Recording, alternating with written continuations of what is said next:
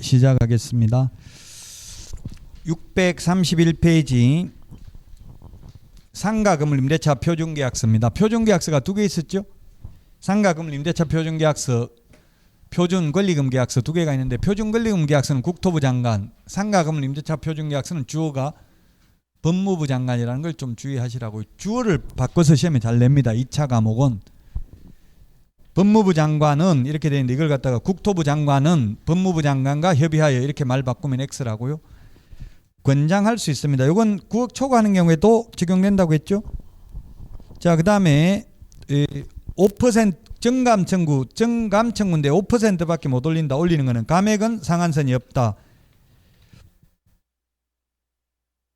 자, 정감 거기 두 번째 줄에 코로나로 인해서 1급 감염병도 감액 청구할 수 있다는 규정이 신설됐습니다. 자, 그 다음에 양가로 3번. 한번 올리고 나면 1년 후에는 못 올립니다. 근데 감액은 상한선이 없습니다. 감액은 1년 안에는 감액 못한다.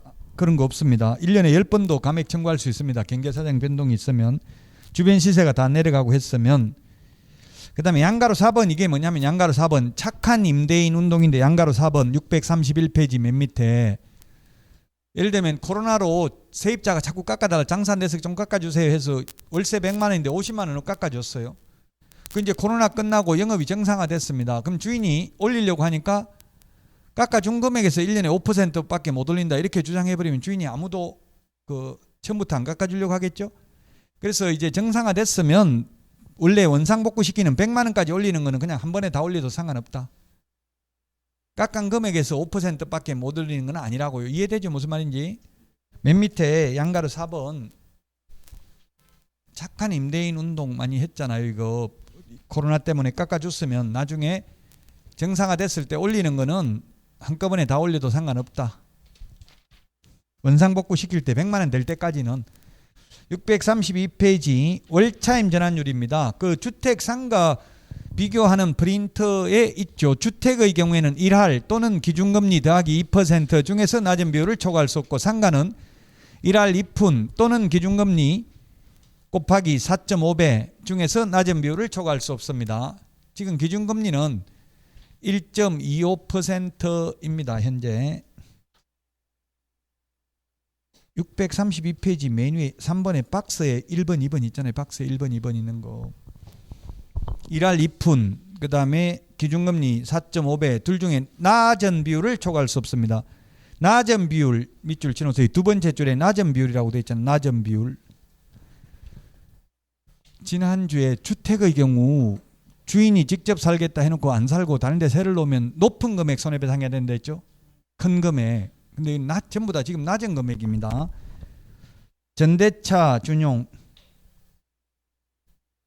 전차인은 권리금 회수기에는 보장 안 됩니다. 그러나 계약갱신요구권은 인정이 됩니다. 전대차. 전대차라는 것은 세입자가 다시 세를 놓는 걸 전대차라고 합니다.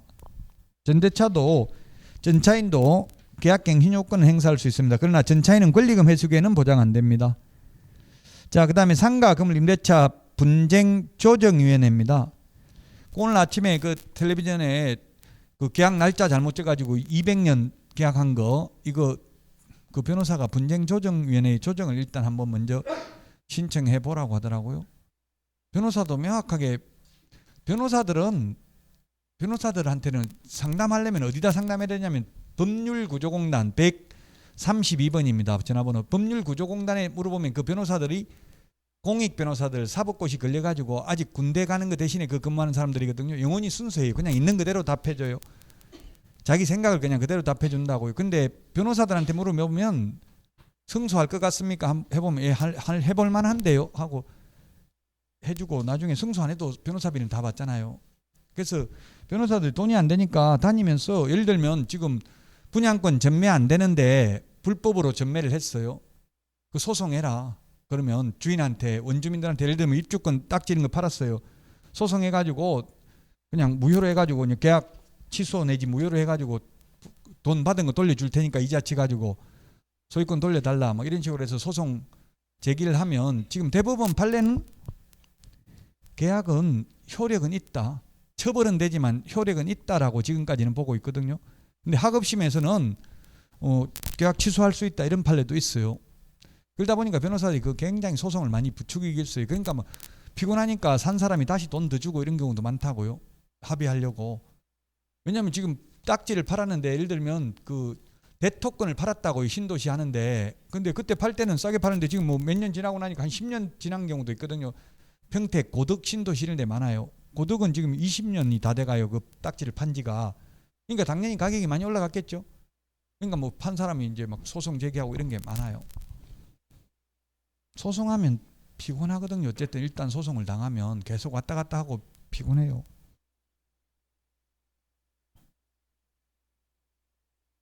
자, 그 다음에 전대차 준용입니다. 전대차 준용했고, 그 다음 상가임대차 분쟁조정위원회. 분쟁조정위원회는 그 두 번째 줄에 대한법률구조공단, 한국토지주택공사, 세 번째 줄에 한국감정원이라고 되어 있는데 한국감정원은 한국부동산원으로 지금은 바뀌어 있습니다. 이 세 군데 둔다, 네 번째 줄에 둔다. 그 다음에 시도에는 마지막에 둘 수 있다. 첫 번째 주에 그 분쟁조정위원회에 대해서 프린트 내드린 게 있어요. 분쟁조정위원회. 첫 주에 다음 주에 내드릴 거예요. 안 받은 분은 분쟁조정위원회 프린트 위원회 비교하는 프린트 내드렸죠. 5개 위원회. 거기에 보면 나와 있어요. 대한법률구조공단, 그 다음에 한국토지주택공사, 한국부동산원에는 둔다, 시도에는 둘 수 있다. 주택임대차 분쟁조정위원회하고 똑같습니다. 똑같은데 다만 차이 나는 게 뭐가 있냐면 차이 나는 거 그 동그라미 5번 633 딱 하나입니다. 차이 나는 거. 권리금에 관한 분쟁 조정할 수 있는 거 하나만 차이 나요. 나머지는 주택임대차 분쟁조정위원회하고 똑같습니다.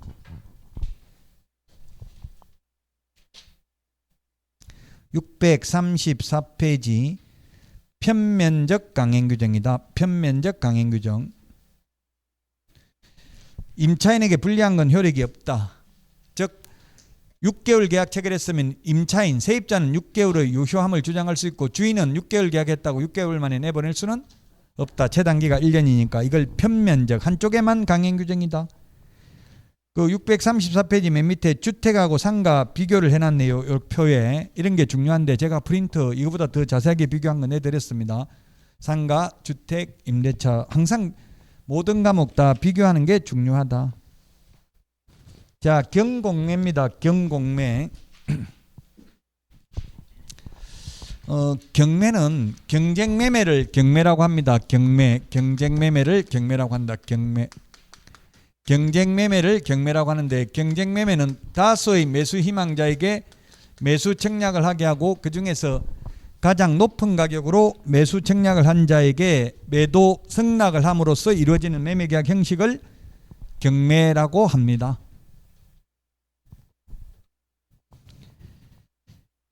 자, 경매 그 시험에 한번 이런 게 나온 적이 있습니다. 경매는 법원에서 하고 공매는 지자체에서 한다. 또는 공매 그러면 경매는 법원에서 하고 공매는 한국자산관리공사에서 한다. 옵니까? X입니까? O라는 취지로 출제했는데 모두 정답으로 인정됐어요. 왜냐하면 경매는 꼭 법원에서만 하는 게 아니라 부산의 자갈치 시장에서도 하고 가락동 농수산물 시장에서도 하고 노량진 수산시장에서도 합니다. 그래, 그런 시험이 한번 나온 적이 있다고요. 근데 우리는 협의의 경매 법원에서 하는 것만 공부를 하고요. 공매는 한국자산관리공사에서만 하는 걸 공부하는데 한국자산관리공사 공매는 시험에 거의 안 나오니까 제가 말 안 할 겁니다. 제가 이번 학기 지금 단국대 정책경영대학원에서 공매 연구해가지고 공매에 대해서만 한 학기 동안 15주 동안 공매만 강의해요. 그래도 다 강의할 게 많다고. 근데 우리는 시험에 안 나오니까 공매는 안 하겠다고요. 한국자산관리공사 캔코. 공매는 그냥 한마디로 경매하고 가장 큰 차이점이 온비더 www.co.on비더에서만 전자입찰합니다. 전자입찰 차이점이 온비더 co.kr 여기에서 이게 휴대폰으로 여러분들이 한번 온비더 치가지고 전자입찰하는 거 젊은 분들은 오히려 이게 경매보다 더 유리할 수도 있어요. 왜냐하면 경매는 법정에 직접 나가야 됩니다. 경매를 하려면 법원에. 근데 공매는 전자입찰 휴대폰만 있으면 그냥 전자입찰 다 가능합니다. 나갈 필요 없고요. 전부 여기서 전자계약서도 전자계약서를 작성하면 됩니다. 안 가도 돼요. 아예 인터넷으로 다 할 수 있다고요. 그 점이 편리해요. 그래서 젊은 분들이 이 공매 사이트 저도 뭐 강의하려고 잘 안 보다 요즘 보니까 100만 원, 200만 원짜리도 많이 나와 있더라고요. 공매 물건이. 그 돈 많이 벌려면 제일 발상의 전환을 해야 돼요. 아파트 같은 거 이런 거는 돈 벌기 힘들어요. 아파트는 그러니까 이게 땅 같은 거 이런 거 100만 원, 200만 원짜리도 엄청나게 많더라고요. 땅이나 뭐 이런 거. 그런 걸 사가지고 MBC 텔레비전으로 나오던데요. 땅 사가지고 나무 집 앞에 아무 쓸모없는 땅이에요. 그 못 들어가게 아예 막아가지고 주인하고 이제 싸워야 되죠. 처음에는. 그래가지고 협상을 해야 된다. 사라 그러면 이거. 그 자기 땅 못 들어가고로 막아도 뭐 주의 통행권 민법에 통행은 허용하지만 지료는 받을 수 있어요. 공짜로 다니라는 건 아니에요. 개인 땅이기 때문에. 그럼 일단 못 들어가고로 막아도 그거 가지고 형사처벌 잘 안 받아요. 자기 땅이기 때문에. 그럼 소송해가지고 들어갈 수 있게 해달라. 그러면 돈 내라.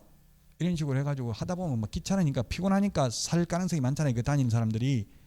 그런 식으로 하는 경우가 많더라고요. 땅 같은 거 사가지고 남 다니는 데 이런 길 도로도 낙찰 받아가지고 그런 식으로 하는 경우가 있어요. 아니면 또 도로 낙찰 받으면 계획도로 이 도로 날 예정인 거는 수용될 예정인 거는 전부 다 그 돈 보상 받으면 되니까 어쨌든 싸게 낙찰 받으면 시세보다 시세 차익이 얼마인지를 잘 검토해 봐야 되겠죠. 경매든 공매든. 그 경매든 공매든 아파트는 별 재미가 없다고요. 사람들이 아파트는 다 아파트를 선호하니까 아파트는 낙찰가가 비싸요. 비싸게 써낸다고 경쟁이 치열하니까 남들이 안 하는 걸 하는 게 중요한 것 같아요. 돈 벌리면. 그 돈 많이 번 사람은 보니까 오늘도 파이어 쪽 나왔더라고. 70억밖에 못 벌었다면서 47살인데 무일푼으로 빚 3천만 원 빚 시작해가지고 20대에 그래가지고 지금 70억 벌었더라고요. 처음에 빌라 그 처음에 투자한 게 그 사람 그러더라고. 빌라 지금도 많이 붙어있어. 플랜카드 2천만 원 실입주금 2천만 원만 있으면 가능하다 이런 거 많이 붙어있죠. 길가에. 그거 했다더라고. 분양가가 1억 천인데 2천만 원만 있고 나머지 대출 받아가지고 처음 샀대. 20대 때 29살인가. 그 이자가 그때 6%였대. 대출 이자가. 근데 뭐 마이너스 통장 이런 거는 20%였대 이자가. 그러니까 오히려 이자 싸다 생각하고 거기서 출발했더라고. 2천만 원 실입주 가능 빌라에서. 그래가지고 지금은 뭐 아파트도 뭐 3개인가 있고 뭐 건물도 있고 하여튼 그 40대인데 은퇴가 애가 4명이더라고요. 안 봤어요. 아침에 텔레비전 보신 분 있을 텐데 MBC 했죠. 파이어족은 일하기 싫은데 억지로 돈 벌려고 일을 안 하는 그 자유를 얻는 경제적 자유를 얻는 사람이에요. 근데 일하고 싶어서 하는 거는 죽을 때까지 계속 일하는 게 낫죠. 아무리 돈 많아도 맨날 놀고 있으면 힘들어요. 근데 애라도 4명 있어서 놀고 하면 아직 애가 어리더라고요. 그러니까 시간 보내지만 저 같은 경우는 미친다고 돈 있어도 그냥 가만히 집에만 있으라고 하면 그러니까 여러분들은 부동산 하시면 된다고 죽을 때까지 계속 부동산 하는 게 더 나아요. 나와 있는 게 집에만 있는 것보다.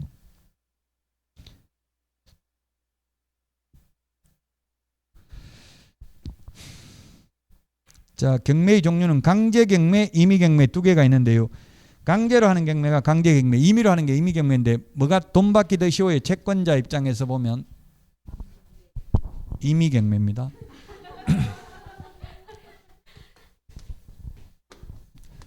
임의경매, 강제경매가 있는데 임의경매를 하려면 담보물건이 있어야 되고요. 강제경매는 집행권은 있어야 됩니다.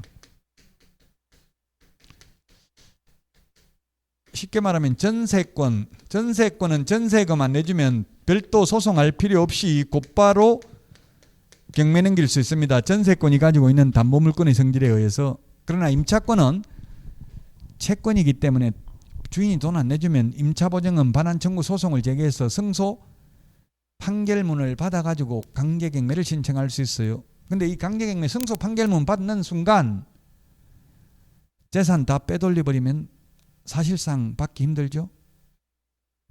저도 한번 소송해봤는데 승소 판결문은 받았어요. 근데 그 뭐 강제 집행하려고 재산 조회해보니까 아무것도 없어요. 전부 나무 이름을 다 해놓고 채무자 이름으로 되어 있는 게 아무것도 없더라고. 재산이. 그 재산 승소 판결을 받아봐야 휴지 조각에 불과해요.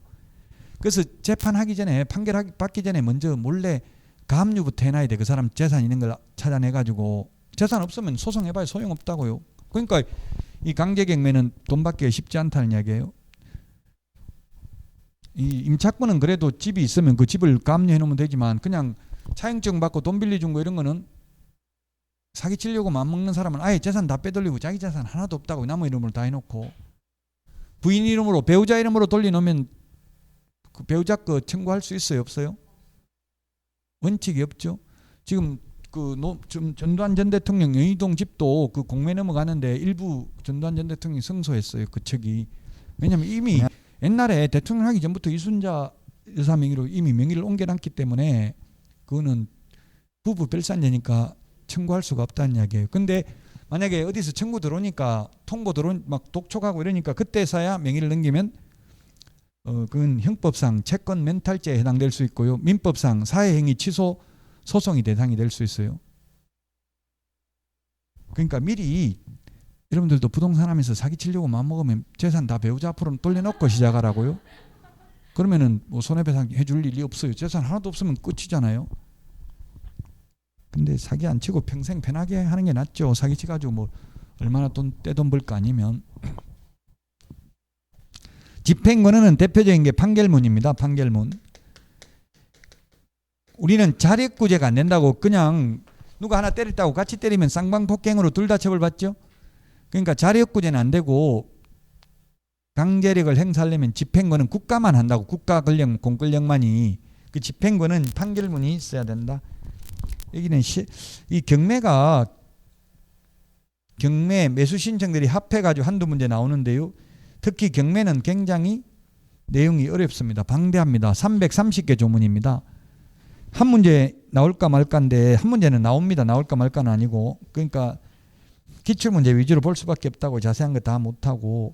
자, 그 다음에 639페이지 소멸주의, 인수주의가 있네요. 그게 640페이지에 있는데 640페이지 맨 밑에 표에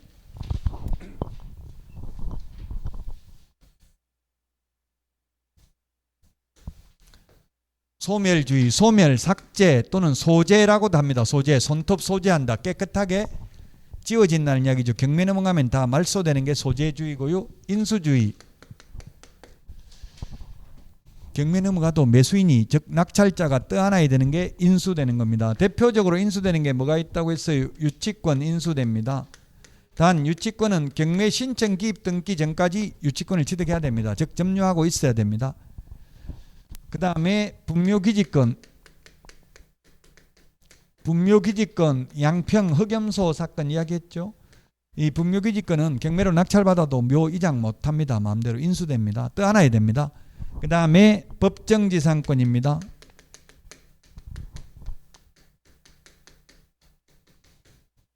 법정지상권 이거 강남에 제가 건물 쪼갠 거 이야기했죠.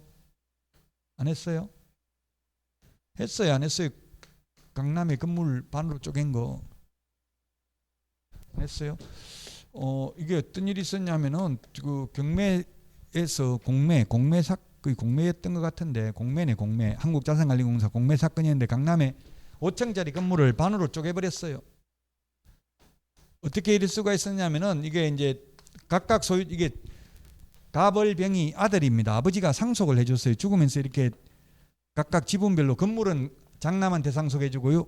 토지는 두 필지가 있는데 한 필지는 을에게 둘째 아들에게 그다음에 병토지는 셋째 아들에게 상속을 해줬다고요. 근데 또 이 을 아들이 사망을 했어요. 을 아들이 사망해가지고 상속세를 안 냈어요. 그 상속인들이. 그래가지고 요 토지가 경매가 나왔다고. 토지가 공매, 한국자산관리공사 공매. 세금 안 내면 공매죠. 공매 나왔는데 이걸 낙찰받았어요. 한 50 뭐 1억인가 50억 정도 낙찰받았어요. 강남에 있는 땅인데 그 경매 강의하는 강사가 학생들 1억씩 돈 내가지고 한 50명 투자해가지고 50억에 낙찰받았다고요. 그래가지고 이 갑하고 이제 협상을 한 거죠. 사라 이거 80억에 사라 한 거예요. 50억에 낙찰받아가지고 한 40억에 낙찰받았나 보다. 2배로 거의 대략 계획 이 금액은 조금 틀릴 수 있어요. 한 2배 남겨가지고 80억에 사라고 하니까 그럼 난 못 사겠다. 그 가격에는 죽어도. 그러면 이게 법정지상권이 성립하려면은 민법 366조는 토지와 건물이 저당권 설정 당시 동일 소유이어야 하고요. 이건 저당권 설정된 게 아니고 세금 안 낸 거잖아요. 관습법상 법정지상권이에요. 관습법상 법정지상권 성립하려면 토지와 건물이 최소한 한 번이라도 동일 소유이어야 합니다. 꼭 경매 그 당시에 동일 소유일 필요는 없지만 근데 한 번도 동일 소유인 적이 없다고 갑, 을, 병 다 다르잖아요. 소유자가. 그래서 법정지상권이 성립하지 않, 대법원까지 갔습니다. 성립하지 않습니다. 그 대법원에서 이거 건물 철거하라 확정 판결 받고, 대법원 가기 전에 고등법원에서 승소 판결 받고 벌써 건물 쪼개버렸어요. 이미 대법원 가기 전에 이미 쪼개고 버렸으니까 대법원 소송하는 중에 대법원 판결 나기 전에, 그래도 형사처벌은 안 받잖아요. 고등법원에서 이거 건물 철거하라고 했으니까 그 대법원 소송 중임에도 불구하고 바로 그냥 강제 집행을 해버렸어요. 미리 철거해버렸어요. 반을. 그러니까 이게 세입자 병원도 있고 5층짜리 건물인데 식당도 있고 그런데 반 쪼개니까 장사할 수 있어요? 없어요? 없죠. 그 대법원에 가서도 결국은 법정지상권 성립하지 않는다 했어요. 철거하라고 했어요. 그 철거해가지고 이걸 120억인가 100억 넘게 건설회사에 팔았어요. 땅을. 건설회사에서는 나머지 땅도 다 샀어요. 반 쪼개놨으니까 그 장사할 수도 없잖아요. 세입자 다 나가고 난리 나니까 결국 이게 다 팔았어요. 건설회사에서는 그래 전부 다 사가지고 지금은 여기에 15층짜리 건물 지어가지고 건설회사도 엄청나게 돈 벌었어요. 15층짜리 건물 지었으니까. 이렇게 해가지고 아마 지금 한번 치보세요. 강남 법정지상권 건물 쪼개기 이런 거 하면 인터넷에 휴대폰과 치보라고 나오는지, 저는 팩트만 말하니까 아마 나올 거예요. 강남 건물 법정지상권 이렇게만 치봐도 아마 나올 것 같은데, 강남 건물 법정지상권.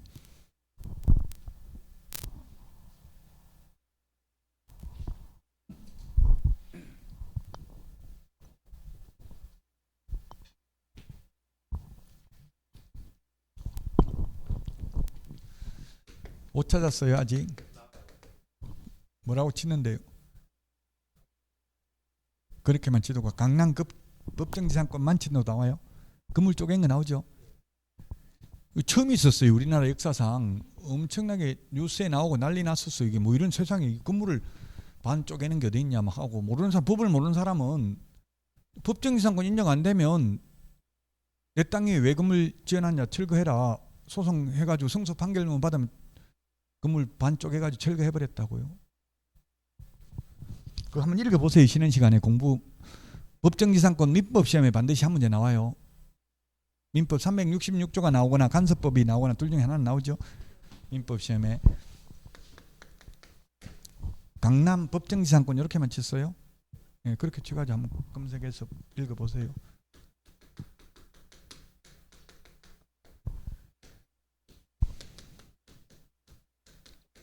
그러니까 이런 걸 해야 돈을 번다고. 이게 위험한 걸 내가 돈을 벌려면 안전한 거 하면 돈 못 벌어. 이게 위험한 사람들은 위험하다고 아무도 안 덤비는데 나는 이거 법정지상권 성립 안 하는 거 안다. 저거 건물 쪼갤 수 있다. 이런 자신감이 있으면 할 수 있겠죠. 우리나라 처음으로 건물 쪼갰다고 이걸. 그 처음부터 저기 건물 쪼갤, 만약에 법정지상권 성립해버리면 어떻게 돼요? 이거 낙찰 받아봐야 치료받는 것밖에 안 되죠. 치료는 보통 뭐 한 5% 정도 이 정도밖에 못 받아요. 그럼 돈은 묶여 있고 계속 5% 치료만 주면 망한 거잖아요. 돈은 몇십억을 넣어놓고. 그 확신이 없으면 이런 거 위험한 거 하기가 쉽지 않다고요. 그 특수물건 경매라고 하는데 특수물건을 해야 돈이 되지, 아파트 안전한 거 이런 건 해봐야 돈이 안 된다고. 다 너도 나도 참여하니까 비싸다고 가격이.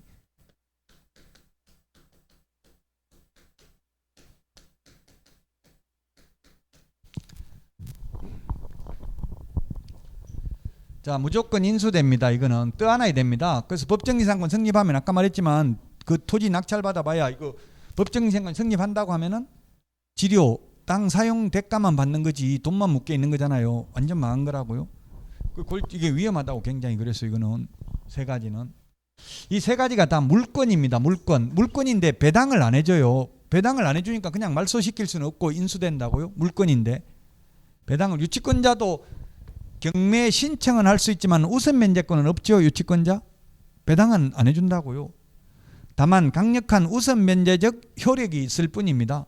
돈 안 내주면 안 나가고 버틸 수는 있다고요. 그럼 결국 돈 받기는 쉽죠.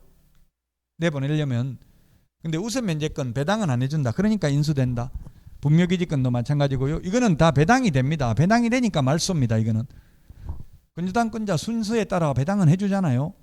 그 건조당 1순위, 2순위 다 선순위 있는 거 알고 들어왔기 때문에 이런 사람은 보호해줄 필요가 없어요. 말소돼도 후순위 저당권이라 하더라도 선순위 있는 거 알고 저당권 설정한 거잖아요. 등기부에 보면 선순위 다 등기되어 있는데 알고 들어왔기 때문에 이 사람까지 인수시켜줄 필요 없죠. 무조건 다 삭제됩니다. 말소 삭제됩니다. 이 5개는. 그러면 이 세 가지, 이 네 가지, 다섯 가지 외에 즉 무조건 인수되는 권리, 무조건 말소되는 권리 뺀 나머지 권리는 이 무조건 말소되는 권리 중에서 가장 앞서 있는 것을 말소 기준 권리라고 합니다. 이 말소 기준 권리보다 선순위면 인수되고 말소 기준 권리보다 후순위면 말소됩니다. 전세권, 임차권, 그 다음에 이 전세권, 임차권, 전세권, 임차권이 시험에 가장 많이 나옵니다. 그러면 전세권, 임차권 외에도 이 무조건 이 권리 뺀 나머지 권리가 뭐가 있어요? 지상권, 지역권, 전세권, 임차권, 환매 등기, 가처분 등기, 소유권 이전 청구권, 보전가 등기 이런 거 전부 말소 기준 권리보다 선순위면 인수되고 말소 기준 권리보다 후순위면 말소된다고요. 근데 시험에는 이게 전세권하고 임차권이 가장 많이 나옵니다. 근데 전세권은 배당 요구하면 최선순위라도 말소됩니다. 전세권은. 근데 임차권은 배당 요구해도 전액을 다 배당 받지 못했다면 다 받을 때까지 대항력을 주장할 수 있습니다.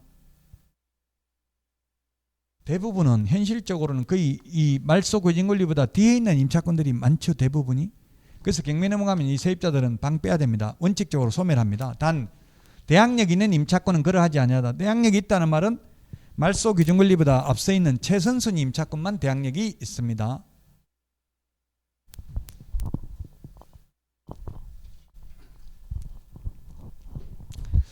그게 640페이지 맨 밑에 있는 내용이고요.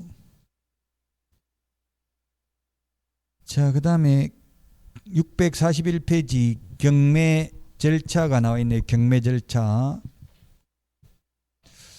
그 표에 있는 걸 간략하게 말씀드리면 경매 절차, 경매 신청 및 경매 신청은 채권자가 합니다. 돈 받을 사람이 법원에다가 경매 신청을 하면 비용을 예납해야 됩니다. 송달료 이런 걸 미리 이게 저도 누나가 돈을 못 받아가지고 경매 신청 한다 하더라고. 하라고 하니까 돈을 내야 되는데 돈을 이게 송달료를 한 3% 정도 이 정도 내야 되거든요. 뭐 3억짜리면 몇백만 내야 돼요. 하여튼 몇백만 송달료 같은 걸 미리 예납해야 돼요. 비용을.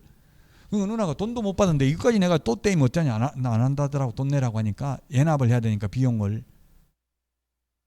예, 근데 크게 걱정 안 해도 돼요. 예납 이 비용은 가장 먼저 배당받으니까 그 비용마저 떼이진 않아요. 자, 그러면 법원에서 경매 개시 결정 등기를 합니다. 경매 개시 결정 등기를 하고 배당 요구의 종기를 결정 공고합니다. 배당 요구 종기 마지막 기일 이 배당 요구 종기까지 배당 요구를 해야 되고요. 채권자들은 배당 요구 안 하면 배당 못 받고 후순위 권리자를 상대로 부당이득 반환 청구를 할 수도 없습니다. 배당 요구 안 하면. 그 다음에 매각 준비, 법원에서 매각 준비를 하는데 뭐냐 하면 법원에서 다 하는 거죠. 감정평가사로 하여금 평가하게 하고요. 집행관으로 하여금 현황조사를 하게 해서 현황조사 보고서를 작성하게 만듭니다. 그리고 나서 매각기일 날 매각 결정기일을 공고하고요. 그리고 나면 이제 매각기일 날 매각을 실시하는데 두 번째 줄에 있는 박스 여러분들이 시간이 나시면 이천에는 법원 없나요? 여주법원, 강주법원은 있는 것 같은데 이천법원 못 들어봤는데 있어요. 이천에 광주는 있는 것 같은데 강주법원, 강주시법원 있어요. 옆에 이천은 없죠. 이천이 광주보다 인구 많은데 왜 그런지 모르겠네요. 어쨌든 아마 이천에 경매하는지 그거는 모르겠어요. 대법원 경매라고 치면 대법원 경매 사이트 나와요. 인터넷에. 거기 가보면 전국 한 60개 법원에서 경매하는 일정이 다 나와 있거든요.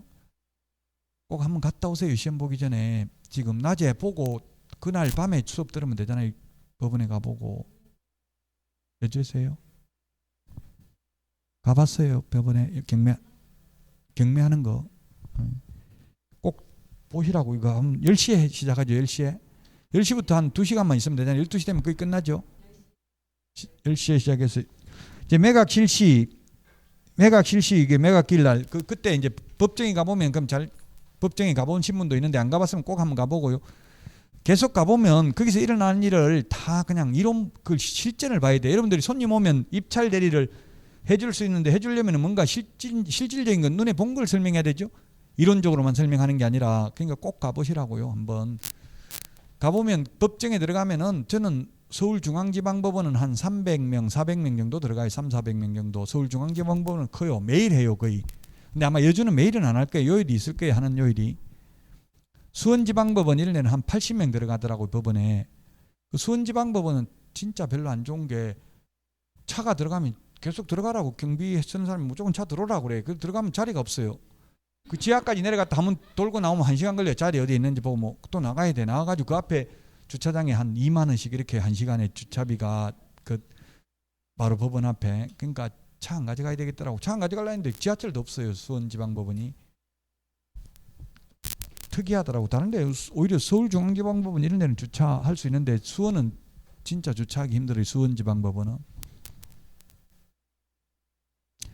그 제 법정에 가면은 이렇게 강의실처럼 이런 식으로 되어 있습니다. 법정에서 합니다. 경매를.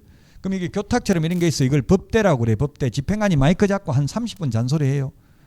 뭐 금액을 고치면 무효가 됩니다. 뭐 하고 이런 거 돈 더 많이 넣거나 적게 넣거나 돈 차이 나도 무효입니다. 뭐 이런 거 30분 잔소리 하는데 10시에 가면 사람들 있어요, 없어요? 듣는 사람, 잔소리 듣고 있는 사람 있어요. 교육 실습생들 와서 듣고 있어요. 모르겠어요. 여주는 안 가봤는데 서울중앙지방법원에 많이 있더라고. 앞에 그 앞에서 자꾸 떠들고, 저도 이제 경매 강의를 하면서 실습한다고 데려갔더니만 자꾸 떠들고 묻고 이러니까 집행관이 조용히 해. 누가 데리고 왔어? 데려온 사람 이리 써보라고 하더라고. 제가 데려온 사람 아무도 없는데 이렇게 했어요. 안 그러면 그 감치 명령을 내릴 수도 있어요. 법정 뭐 소란하고 이게 말 안 들으면 20일 안에 감치명 감옥에 보낼 수도 있다고요. 감치 명령. 감옥은 아니고 그냥 뭐라고 해야 되나, 하여튼 출조망 안에 가둔다는 이야기예요. 예? 구치소? 구치소는 미결수들이 있는데 그렇지. 구치소는 아니면 뭐 교도소에 일단 감치 명령이니까 출조망 안에 한 20일까지 가둬둘 수 있어요. 법정 소란하고 막 자꾸 말 안 듣고 그러면 집행관 지시에 따르지 않는 경우는. 그러면 처음에 와 듣고 있는 사람은 전부 다 실습생들 어떻게 하는지 보려고 와 있고요. 나머지 입찰하는 사람은 10시 반 넘어야 와요. 대부분. 왜냐면 미리 다 적어놓고 그냥 갖다가 함에다 넣기만 하면 되거든요. 앞에 보면 투표함처럼 돼 있어요. 근데 투표함은 안에 뭐가 있는지 안 보게 되는데, 그게 하면은 플라스틱이나 이렇게 유리 플라스틱인 것 같아요. 유리는 아니고 플라스틱으로 돼 가지고 안에 보여요. 그 넣어놓은 게 보면 봉투가 보이게 돼 있다고요.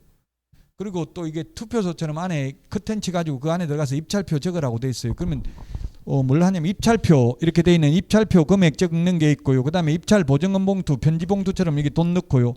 그 다음에 노란 대봉투가 있어요. 노란 대봉투에 이거 2개 다 넣어가지고 스탬플러로 찍으라고 돼 있어. 호치케스로 찍으라고 돼 있어. 풀로 붙이지 말고.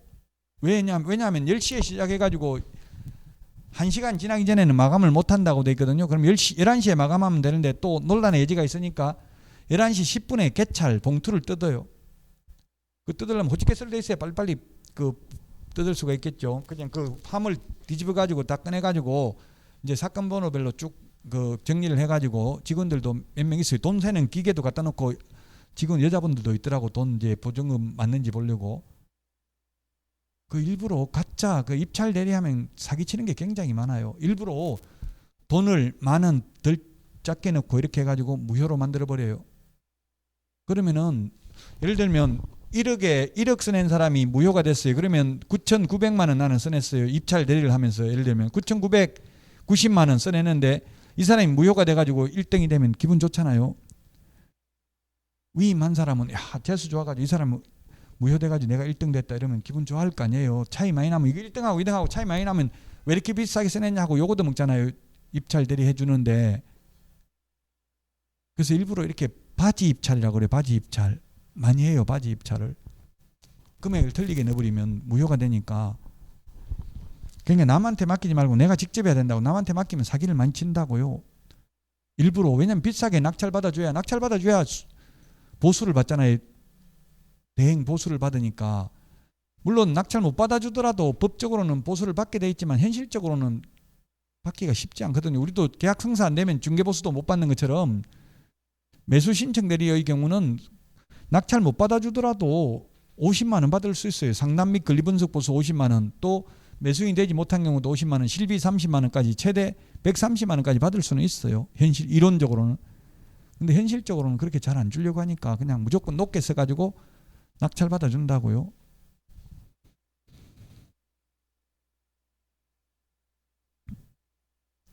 자, 그래 이게 매각 실시하는 걸 지금 제가 그 법정에 사는 걸 말씀드렸고 꼭 한번 가보시고요. 그럼 매각 기일날 1등을 뽑아야 최고 높게 써낸 사람 불러가지고 가장 높게 써낸 사람을 최고가 매수 신고인으로 결정을 하고 나면 일주일 안에 매각 허부 결정을 합니다. 허가 또는 불허가 결정. 물론 매각 기일날 1억 이상 써낸 사람 중에서 1등 뽑겠습니다 했는데 아무도 1억 이상 써낸 사람이 없으면 유찰됐다고 하고요. 유찰되면 다시 재매각을 하는데 그때는 상당한 금액을 저감합니다. 깎아줍니다. 1억부터 시작합니다. 1억보다 높게 써낸 사람 중에서 1등 뽑겠습니다 했는데 아무도 안 적어냈다고요. 또는 1억 9천만 원 적어냈다고요. 그러면 유찰되면 그 다음에는 20% 또는 30% 깎아줍니다. 서울하고 경기도는 20% 깎아주고 있고요. 지금 현재 인천, 강원도 이런 데는 아마 30% 깎아줄 거예요. 전차 경매 가격에서. 그 다음에는 6천만 원 되는 게 아니라 8864, 6400 여기서 또 20% 깎아주면 5100만 원 이런 식으로 가격을 깎아줍니다. 왜냐하면 1억에 산 사람이 써낸 사람이 아무도 없으니까 깎아줘야지. 또 그대로 하면 계속 유찰될 거 아니에요.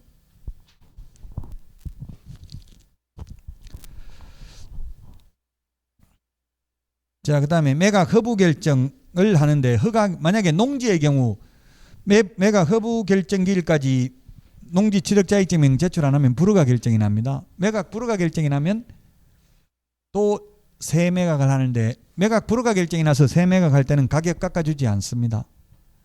유찰돼서 새매각할 때만 가격을 깎아줍니다. 그리고 대금 납부를 하는데 대금 납부하는 순간 소유권을 취득합니다. 근데 계약금만 걸어놓고 보증금만 걸어놓고 잔금을 안 내면 다시 재매각을 합니다. 재매각은 가격을 안 깎아줍니다. 그리고 대금 납부하면 그 돈 가지고 배당을 해주고요. 그 다음에 소유권 이전 등기 촉탁 등기를 해주고 그 다음에 인도명령, 명도 소송을 통해서 인도받게 됩니다. 인도명령은 정당한 권한에 의해서 매수인에게 대항할 수 없는 모든 점유자를 대상으로 인도명령을 할 수 있습니다. 근데 대금 납부하고 6개월이 지나면 인도명령을 못하고 명도 소송을 해야 됩니다. 6개월이 우리 프린터 42번에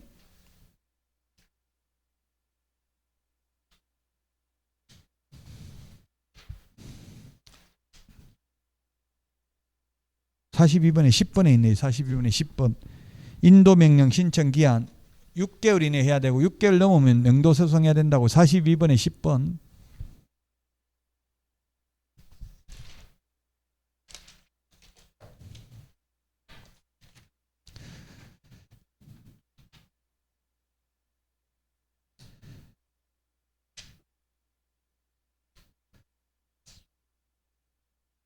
(644페이지) 맨 밑에 매각 방법 박스안에 있는 거 3가지입니다. 시험에 매각 방법 2가지 다 X로 출제됐습니다.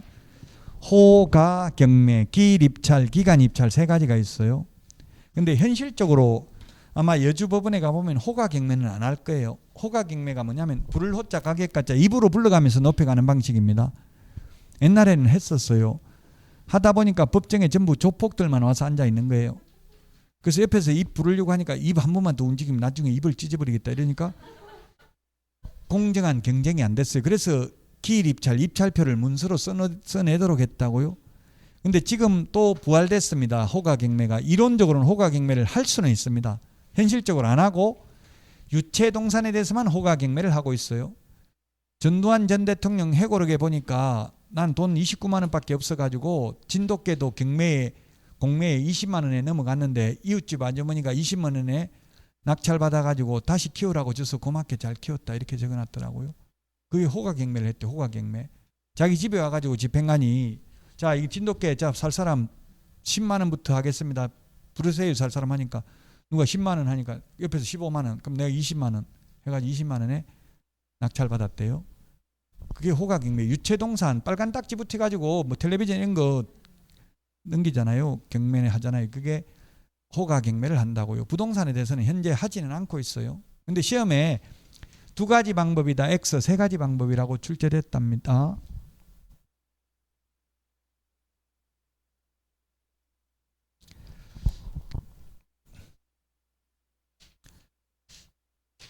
자, 그 다음에 입찰 종결이 있는데 입찰 종결 645페이지부터는 쉬었다가 하겠습니다.